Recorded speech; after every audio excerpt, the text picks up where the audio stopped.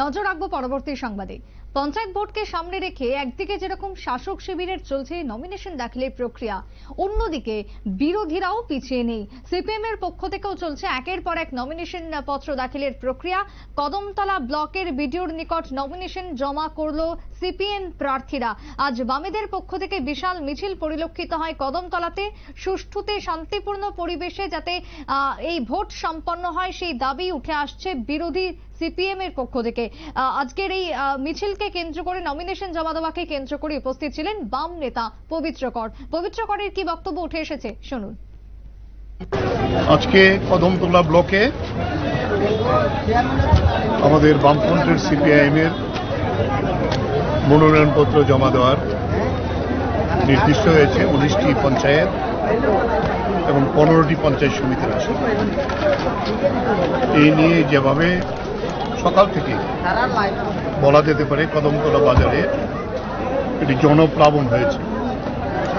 যার যার এলাকা থেকে অনেক দূরবর্তী এলাকা আছে, তাতে গাড়ি, বাইক, অটো, টোটো সব মিলিয়ে মানুষ জমে এসেছে।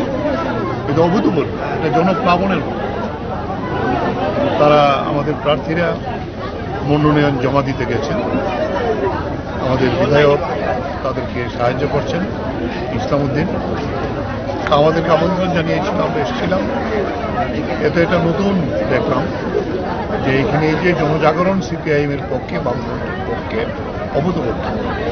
তাই আমি কথা বলার আগে যেটা বলতে চাই, এই পঞ্চায়েত নির্বাচনকে বিজেপি দল, তার প্রশাসন, নির্বাচন কমিশন, পুলিশ।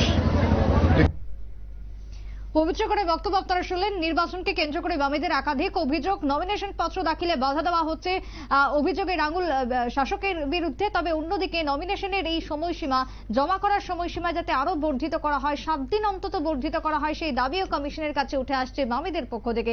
তবে সুষ্ঠুতে যাতে নির্বাচন সম্পন্ন হয় সেই দাবি বাম সহ রাজনৈতিক মহলের। ছোট্ট বিরতির পর ফিরবো, সঙ্গে থাকুন।